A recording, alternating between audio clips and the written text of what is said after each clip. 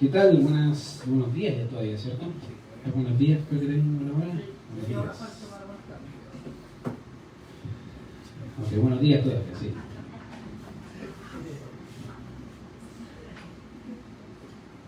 Vamos a continuar con lo que sería ya la tercera parte y la última de lo que sería el tema del sábado.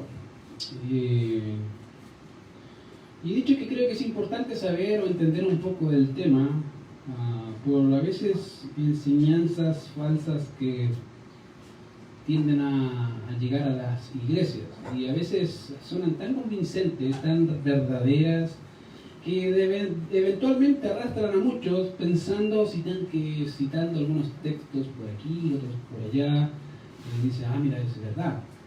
Hace un tiempo atrás estaba escuchando a un hombre, creo que es judaizante, y generalmente me gusta escucharlos para ver qué novedad tienen. En realidad no tienen ninguna novedad, pero me gusta ver los comentarios de las personas, qué dicen. Y muchos decían, qué excelente, buena exposición. Ahí en un mensaje me acuerdo que puse, falta contexto, no tiene idea, está mezclando ideas al citar pasajes. Y eso me hace ver muchas veces que la iglesia, hay alguien que tenga esa cualidad de hablamiento, como decimos nosotros, para que con pocas palabras la gente se convenza de cosas que parecen verdad, pero que en realidad no lo son. Por eso hasta ahora, querido, hemos estado considerando algunas verdades concernientes al sábado. Ahora, vimos ejemplo en primer lugar cómo Dios dejó de crear y santificó el día sábado, en Génesis capítulo 2, verso 1 al 5. Ahí vemos claramente que Dios, antes de la ley, antes de que se estableciera la ley mosaica, Dios establece y dice, mira, hay un día que es el día sábado, donde yo lo santifico, y obviamente dice que es el día de reposo. Ahora, el tema del día de reposo, comentamos la vez pasada, que tiene que ver con dejar, o con básicamente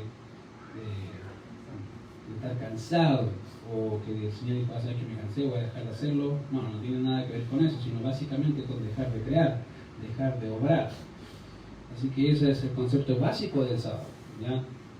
Vimos también eso concerniente a Génesis capítulo 2, verso 1 al 5. Posteriormente vimos cómo el día sábado fue instaurado como ley al pueblo de Israel por medio de un pacto. Dios hace un pacto con Israel y ahí establece el día sábado debía cumplirse. Ahora, quiero ser enfático, Dios hace un pacto con la nación de Israel. Por si acaso no se les vaya a olvidar. Lo digo porque a veces algunos dicen, pero ¿dónde sale eso? Dice ahí que todo el contexto dice que es Israel. Y obviamente están los 10 mandamientos, que es la ley moral, dentro de ellas está este mandamiento, que parece más que moral, tiene un sentido más de rito, ya, como tal. Y obviamente esa señal, ese pacto dado a la nación de Israel era una señal entre el pacto de Dios con la nación, y ellos debían cumplir perpetuamente ese pacto. De hecho, hasta la actualidad, el judaizante guarda la ley, guarda el pacto, guarda el sábado. Y digo el judío porque en realidad el israelita normal no le interesa la ley. Son ateos, la más gran mayoría son ateos, los israelitas, y hay muy pocos judíos. El judío es el que hace, la religión como tal. Hay pocos judíos, hay muchos ateos israelitas, y de esos pocos judíos ellos practican la ley, y ellos guardan el sábado, o el Shabbat, que ellos lo guardan, son fieles en eso.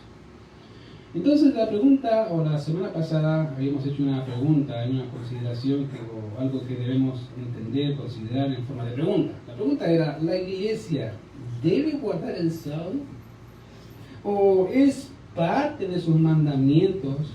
¿O solo es una regla para la nación de Israel? Y esa era la pregunta que dejamos. ¿La iglesia debe cumplir el sábado? Bueno, los adventistas te van a decir que sí. En el sábado, si se fijan, los adventistas del séptimo día, el sábado no lo trabajan. Por eso, si va a ir a una ferretería por acá cerca, ellos no va a estar cerrada, porque ellos no trabajan el sábado. Y te van a citar los mandamientos y te van a preguntar, ¿pero esa es una ley moral? Sí. Para que uno dice, sí, tú robas y te van a hacer la parte moral. Siempre hacen la aplican por el sentido moral. Bueno, en la actualidad tú robas, no, tú mientes, no, entonces ¿por qué no guardas el día sábado?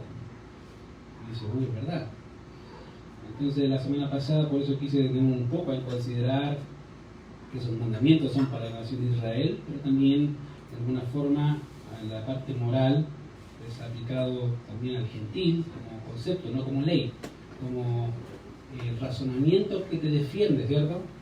Esas verdades que te dicen en tu conciencia. De hecho la Biblia dice que nos fue dada la conciencia para razonar lo bueno de lo malo.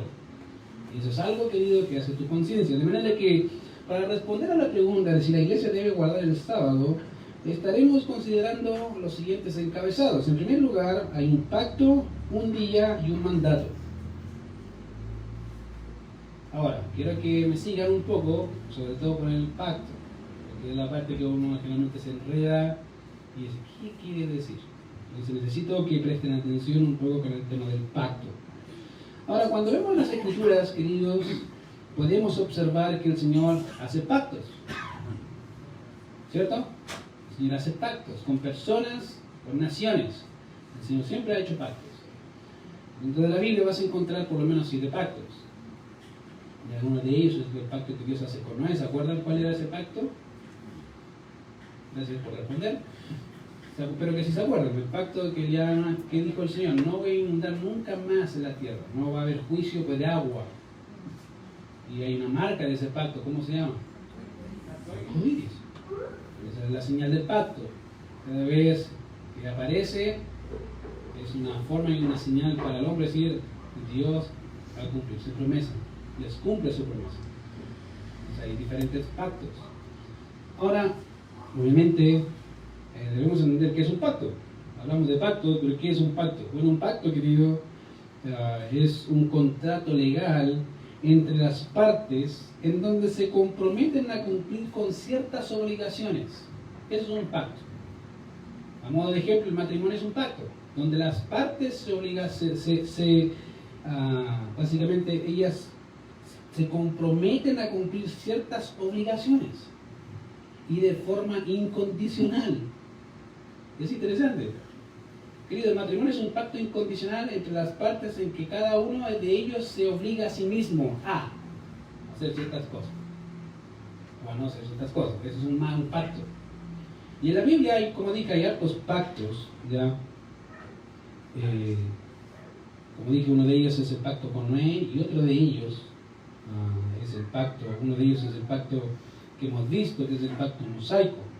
Ahora, ese pacto que aparece ahí, que Dios hace con la nación de Israel, y donde vimos que dentro de ese se encuentra el hecho de que la nación de Israel debía guardar el día sábado como pacto perpetuo por sus generaciones, y siendo al mismo tiempo una señal de ese pacto entre Dios y la nación, eso hace del pacto mosaico un pacto condicional.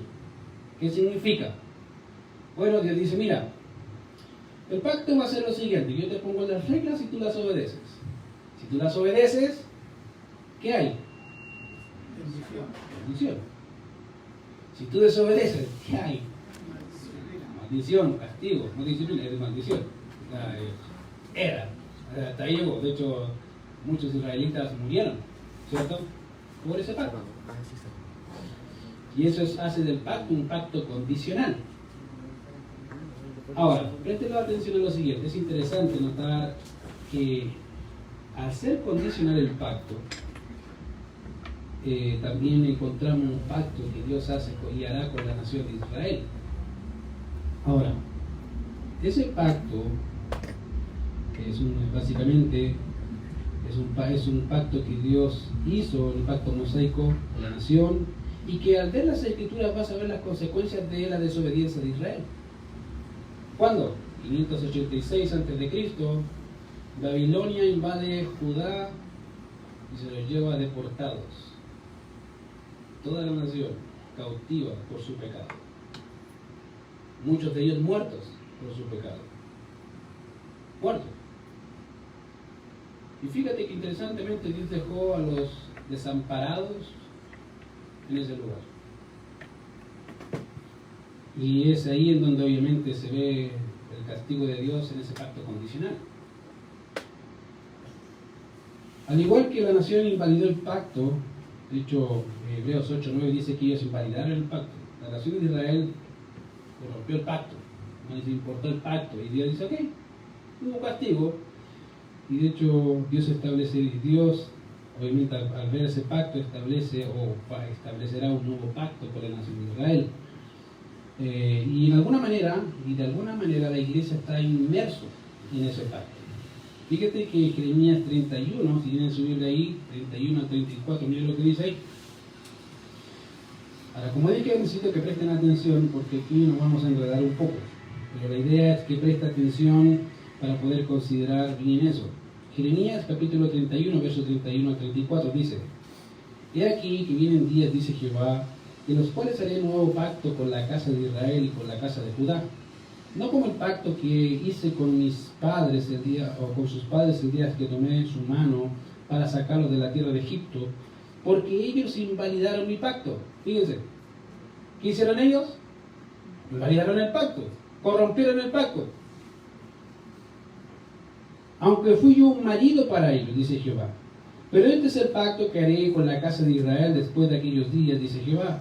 Daré mi ley en su mente y las escribiré en su corazón, y yo seré a ellos por Dios, y ellos me serán por pueblo.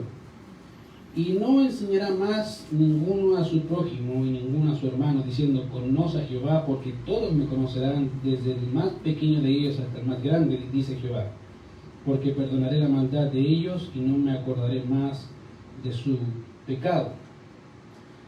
El conflicto, obviamente, si notamos bien el texto, dice que se hará un nuevo pacto con la casa de Israel y con la casa de Judá, o en realidad con la casa de Israel, eso dice ahí, ¿cierto? Entonces, la pregunta es, ¿cómo entendemos esto a la luz de la iglesia? ¿Cómo entendemos ese pacto a la luz de la iglesia? Si dice casa de Israel. Ahora, una de las posiciones y una de las posiciones que creemos acá concierne a eso, que tal pacto tiene dos aplicaciones. Es como básicamente un diamante. Puedes ver por un lado una cara y por el otro otra, ¿cierto? Es el mismo diamante.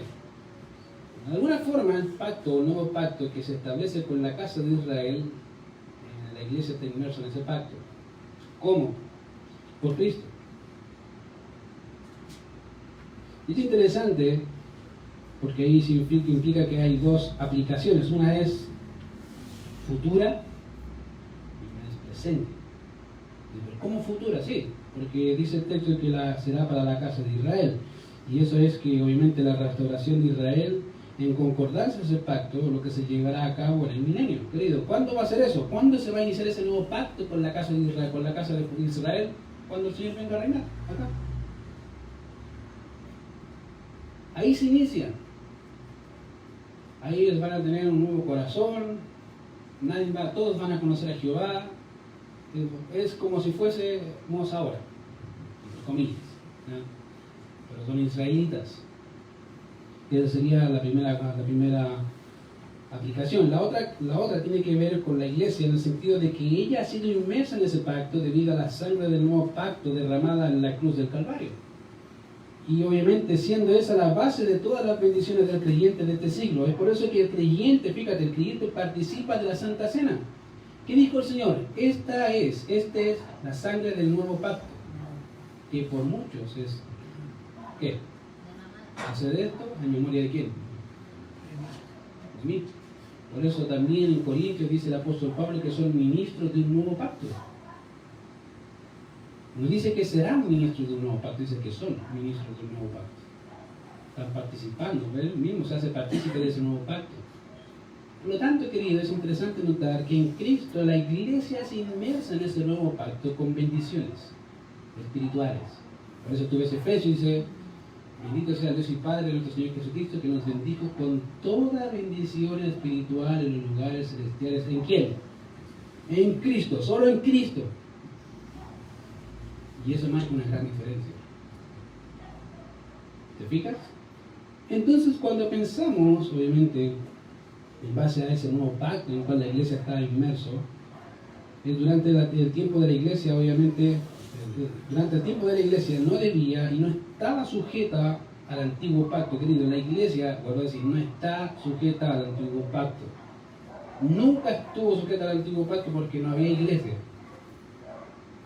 En el concepto nuevo testamentario. No había. Los únicos pasajes que hablan de la iglesia están en Mateo 16 y Mateo 18, nada más. Y fueron las únicas menciones que se hicieron, no hay más. Ahora, fíjate que es interesante, porque si la iglesia no estaba en el antiguo pacto, no estaba sujeto al antiguo pacto, obviamente debido a que no era suyo, sino de Israel, y por ende no debía guardar el sábado. No solamente eso, tampoco hay un mandato a hacerlo, ni el concilio de Jerusalén, a los que en el Hechos capítulo 15 se especifica algún tipo de guardar el sábado. ¿Se acuerdan? No hay ninguna. No hay ninguna especificación en Hechos 15 que digan los gentiles deben guardar el sábado. No, decían deben cuidarse de ahogado, de sangre, de fornicación. O sea, eso eran las ordenanzas. No dice nada del sábado. No había ninguna cosa ahí en el concilio que dijera que los gentiles deben guardar el sábado, como tampoco el apóstol Pablo se refirió a este como una advertencia contra algún pecado que la iglesia hubiese cometido. No hay ninguna. Pensar que la iglesia debe guardar el sábado es un error de aplicación. Y ese es un problema cuando no sabes interpretar la Biblia. Querido, desde los inicios de la iglesia han habido movimientos judaizantes. Desde el inicio. Si no me crees, léete Gálatas.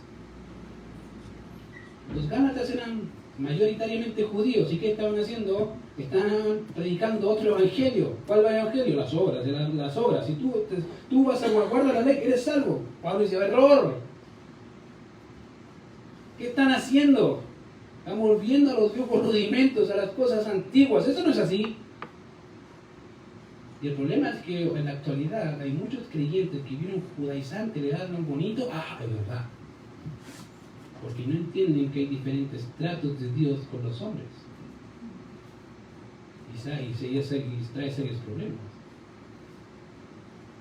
Fíjate que interesantemente, no hay ninguna iglesia nuevo testamentaria de que la iglesia debe guardar el sábado, al contrario.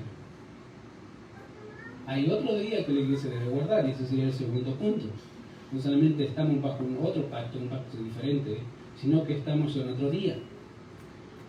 La pregunta que debemos entonces hacernos correspondiente a eso es la siguiente: ¿qué día la iglesia se reunía y para qué se reunía? Y por ende, obviamente, hay que contestar esas preguntas y voy a hacerlo de dos formas. Uno, voy a ver la historia y segundo, voy a ver la Biblia. Fíjate que interesantemente, muchos de los padres de la iglesia y la tradición han dicho que son el domingo. Ejemplo, la tradición dice lo siguiente: cuando se reunieran en el domingo del Señor, partir el pan y para que el sacrificio sea puro, den gracias después de haber confesado sus pecados. Eso decía la tradición. Eso más o menos se decía en el año 80, 140 después de Cristo. Bernabé, que es un padre de la iglesia, hablando del día domingo, dice lo siguiente: miren cómo dicen, no me son aceptables sus sábados de ahora, sino el que yo he hecho, aquel en que haciendo descansar todas las cosas haré el principio de un día octavo, es decir, el principio de otro mundo. Por eso justamente nosotros celebramos también el día octavo, el domingo, con regocijo, por ser el día en que Jesús resucitó de entre los muertos y después de manifiesto subió a los cielos. Básicamente lo que está diciendo Bernabé, nosotros celebramos el domingo, ¿por qué? Pues es el día que el Señor resucitó y es el día en que nosotros conmemoramos. Otro, Justino Mártir, que es el alrededor de 160 después de Cristo, dice así: el día que llaman del sol, el domingo, se celebra una reunión de todos los que viven en las ciudades o en los campos. Celebramos esta reunión general el domingo por ser el primero en que Dios, transformando las tinieblas y la materia, hizo el mundo, y también porque es el día en que Jesucristo, nuestro Salvador, resucitó de entre los muertos, pues hay que saber que la entregaron el día anterior al de Saturno, que sería sábado, y el siguiente, que es el día domingo, apareciéndose a sus apóstoles y discípulos, nos enseñó esta misma doctrina que ponemos a nuestros exámenes, o vuestros exámenes. En otras palabras, dice, Celebramos el domingo porque ese es el día que el Señor dijo. Los padres de la iglesia que ellos se juntaban el domingo. Todos. Los padres de la iglesia dicen una y otra vez, el domingo. ¿Por qué? Porque el domingo celebramos la resurrección del Señor y la esperanza del creyente que cree. El Señor puede haber muerto, pero si no hay resurrección, van a nuestra fe, dice Pablo. Van a la fe. ¿Y qué celebramos? La victoria del pecado y de la muerte en Jesucristo, y que por medio de Él tenemos libre acceso al Padre. Y ese es el día y eso es lo que creemos, de manera que la práctica temprana de la iglesia consistía en una reunión el día domingo en conmemoración a la resurrección del Señor, y de eso podríamos ver muchos pasajes, muchos ejemplos con referente al domingo. Ejemplo, Mateo capítulo 28:1, pasando el día de reposo, al amanecer el primer día de la semana, vinieron María Magdalena y la otra María a ver al sepulcro. ¿Por qué? Porque supuestamente iba a estar muerto, según ellos, aunque el Señor les había dicho, voy a resucitar, no le creían. Y así lo mismo dice Marcos, Lucas y Juan. Todos dicen que el mismo día, el día domingo, resucitó. Toda la evidencia arroja que ese hombre que estuvo sepultado, que fue muerto, resucitó al tercer día, y que desde ese momento la iglesia se junta para conmemorar ese día. Todos. De hecho, Hechos 27 dice que también la iglesia se juntaba a partir del pan, que era la ceremonia de la Santa Cena. Y ellos se juntaban el día domingo. Pensar que se juntaban el sábado y generalmente te dicen, pero mira, ¿dónde fue el apóstol Pablo cuando iba a predicar? A la sinagoga. ¿Por qué? ¿Qué día se juntaban? ¿Pero por qué iba a la sinagoga? ¿Qué quería hacer Pablo? ¿Quería juntarse o quería predicar? Predicarles el evangelio. ¿Tú crees que Pablo no se juntaba el domingo con los hermanos? Sí, se juntaba. De hecho, Hechos 27 dice que se juntaban el primer día de la semana. El mismo apóstol Pablo, dando instrucciones a Corinto, dice, cada primer día de la semana separen. Para que yo, cuando yo no llegue, tenga que hacer eso. Y dice en Hechos capítulo 1 Corintios 16:2, separen el dinero. ¿Cómo lo hacían? Tienen que juntarse para separarlo. Y había una reunión de por medio. No es que solamente nos juntamos, ahí tengo la plata, ya me voy, chao. No, ellos se juntaban a adorar al Señor el día domingo. Entonces toda la evidencia, tanto de la historia de la iglesia como también de las escrituras, arroja que el día en que la iglesia celebra es el día domingo. Así que, en vista de eso, obviamente, hay un mandato. ¿Cuál es el mandato? Y eso es lo que leyeron antes, que es Colosenses capítulo 2, versos 16 y 17. Dice ahí, por tanto, nadie os juzgue, dice ahí, nadie os juzgue en comida o en bebida, o en cuanto a días de fiesta, lunas nuevas o días de reposo, todo lo cual es sombra o figura de lo que había de venir. Pareciera ser, como dije, que desde temprano la iglesia ha sufrido de ese tipo de influencias. Aunque aquí el apóstol Pablo no especifica quiénes son, podríamos decir que son judaizantes o no sale mucha especificación. Es interesante el considerar, si consideramos este texto a la luz de su contexto. Fíjense que no es difícil entenderlo, porque si ves el verso 8, dice así, mirad que nadie os engañe. En otras palabras, Pablo le dice a los de Colosas, miren, presten atención, porque dentro de ustedes hay algunos que están diciendo cosas que no son y que no corresponden, son falsas, son mentiras, parecen verdad. Querido, lo interesante de una falsa doctrina es que no te va a decir que es falsa. Te la va a anunciar de tal forma que suena lindo. Y como que a veces parece lógico. Pero que sea lógico no necesariamente significa que es verdad. Y fíjate que Pablo dice, mirad, presten atención. Y ese mirad no es te ruego, es una llamada de atención. Presta atención, que hay dentro de ustedes hay falsos hermanos enseñando cosas, instruyendo cosas que no son conforme a las escrituras, no les corresponde.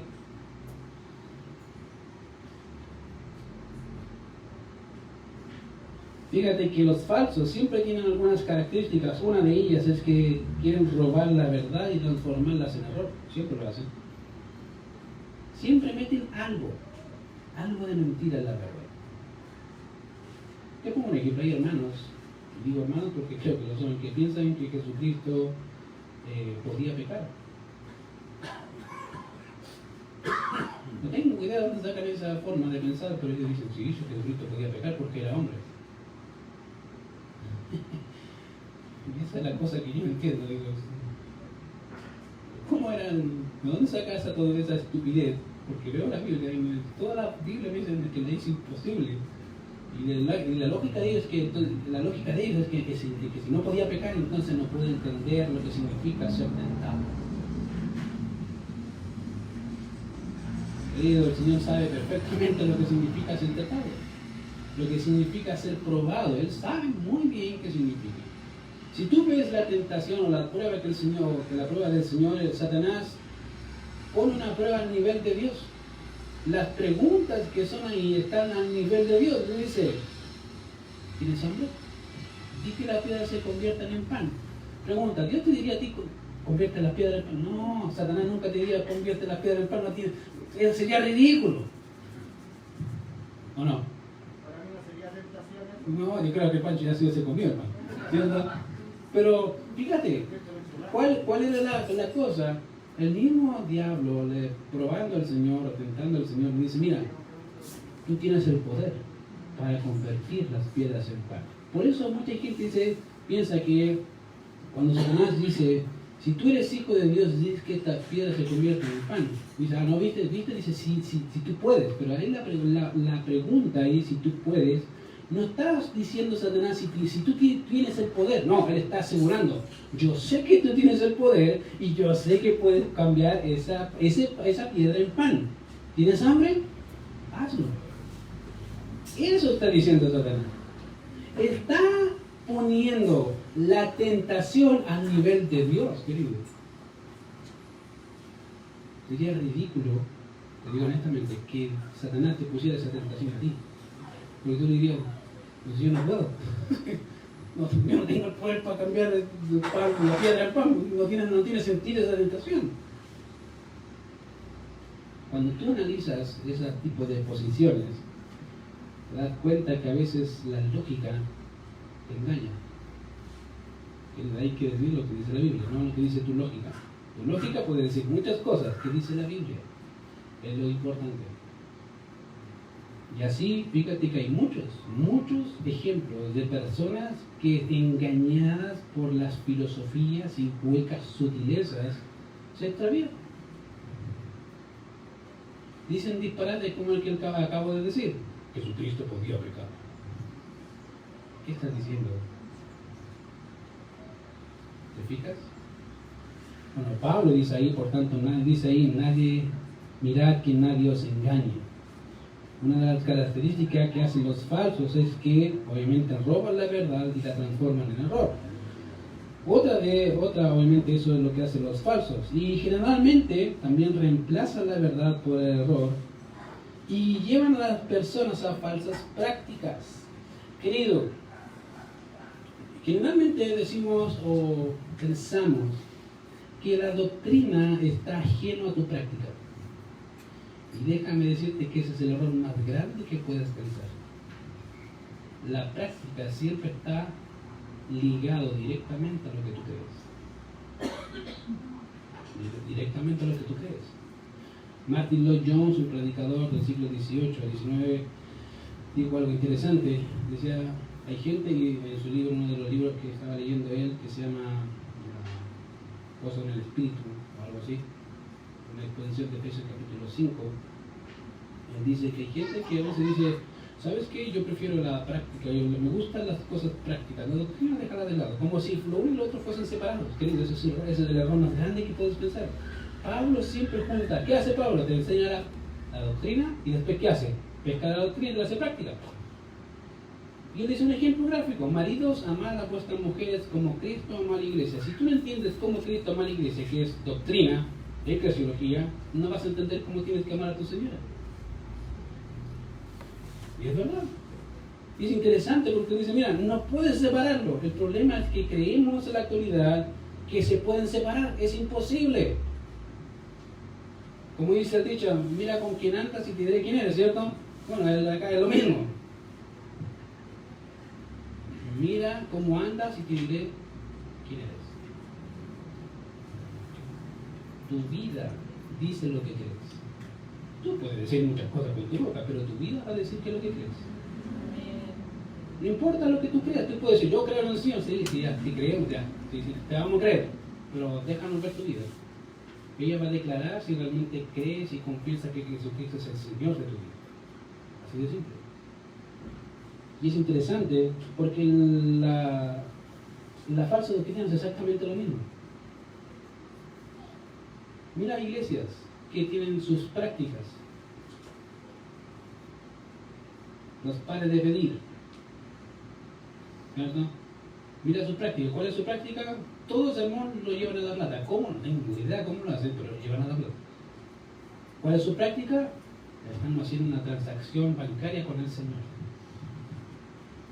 Y la gente lo cree, querido. Y vive así. Otros, yo decreto, mando al Señor del universo que haga lo que yo quiero. Yo veo la Biblia y digo, si se supone que Dios es soberano, ¿quién eres tú para que le digas al Señor, ¿por qué me has hecho así? Y da el paso de barro al que lo formó. Dijo, ¿se acuerdan? El apóstol Pablo dijo eso. Y Pablo dice, ¿quién eres tú para que alterques con Dios? Pero ahí en la actualidad hay muchos de esos. Yo decreto, como si tuvieran el poder para hacer algo. No se dan cuenta que son nada y menos que nada. Y viven así. Mira sus vidas. Cuando no se ven sus peticiones, empiezan a regañadientes, a retar al Señor porque Él no es fiel. Querido, la práctica siempre va ligada a lo que crees. Y Pablo dice acá, pues nadie os juzgue. Nadie os juzgue. Y es interesante porque obviamente aquí pareciera ser que los falsos hermanos o maestros que estaban entre los de Colosas estaban impartiendo un tipo de alimentación o restricción alimentaria. Aquí muchos vosotros diríamos, sí, eso está. Sobre todo la parte de la alimentaria, eso es apostasía. Ahí, bueno, acá fíjate que hermanos de entre los Colosas estaban impartiendo algún tipo de restricción. No dice qué tipo de restricción, pero dice, por tanto, nadie os juzgue en comida o en bebida.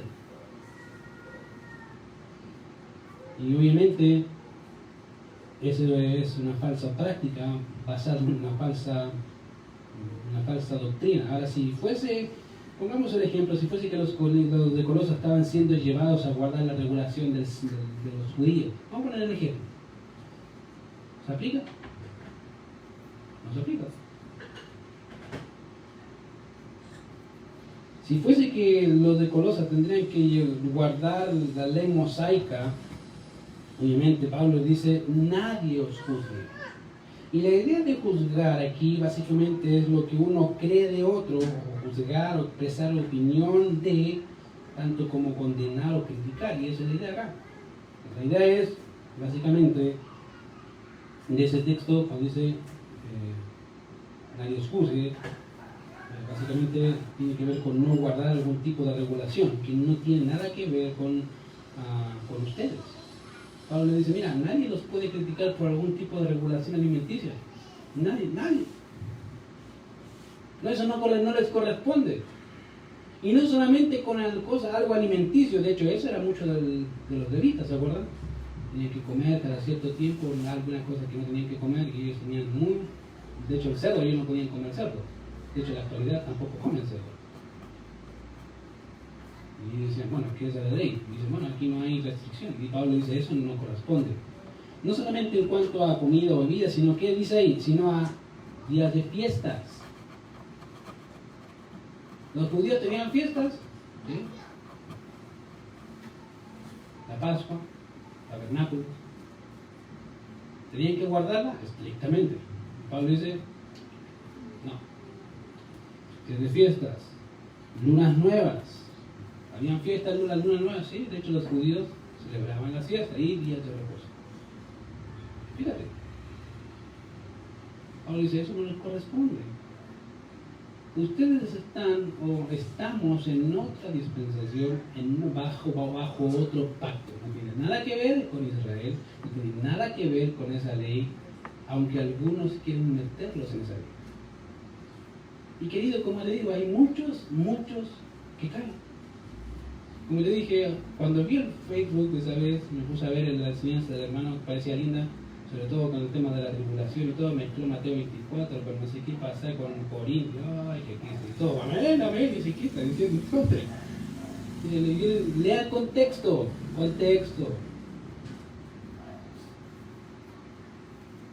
Y ese es el problema de la iglesia actual. Hace un tiempo escribí en Facebook, a veces escribo, casi nunca escribo, pero a veces se me ocurre escribir.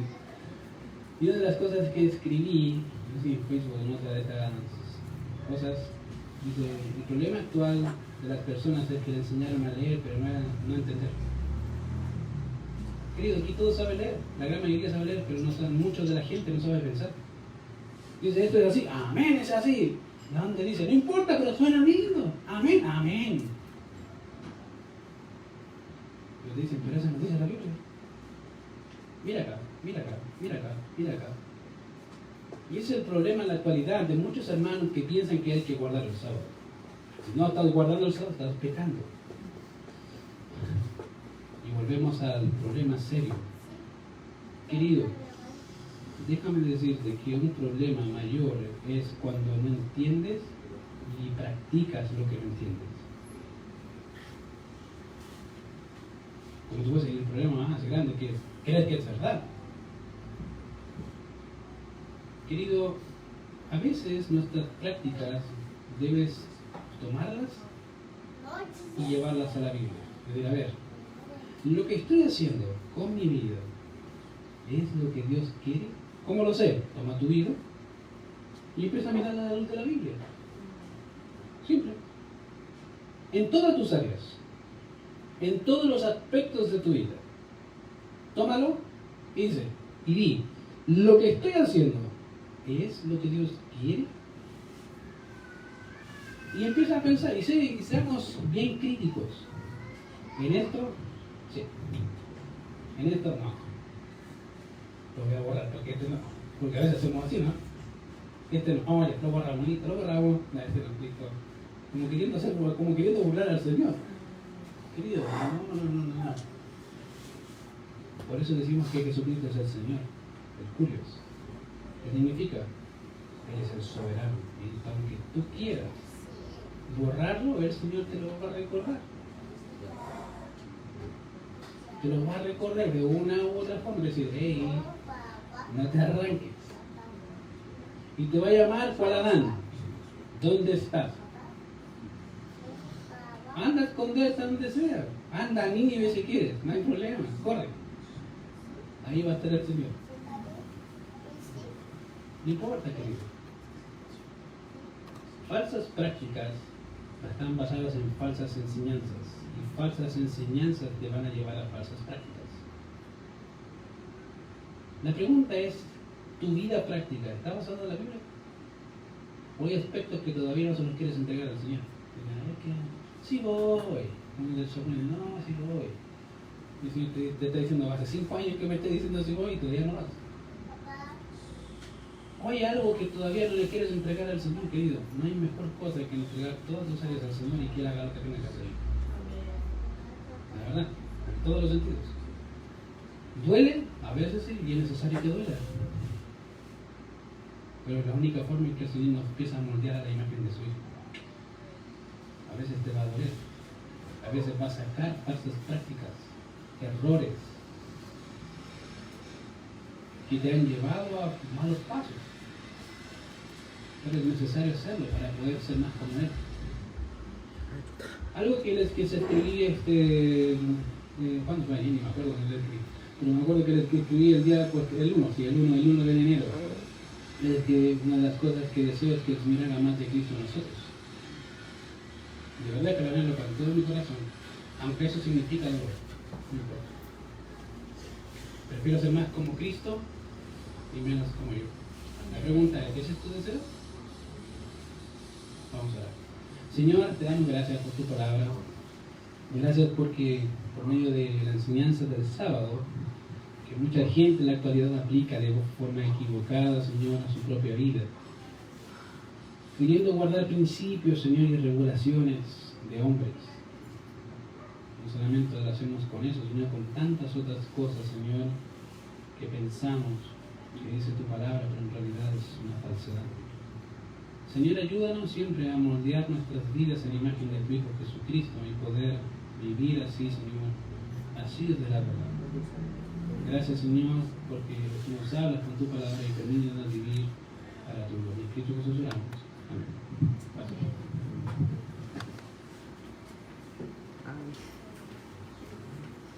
Hermano, ¿puedes encender la tele que se apagó?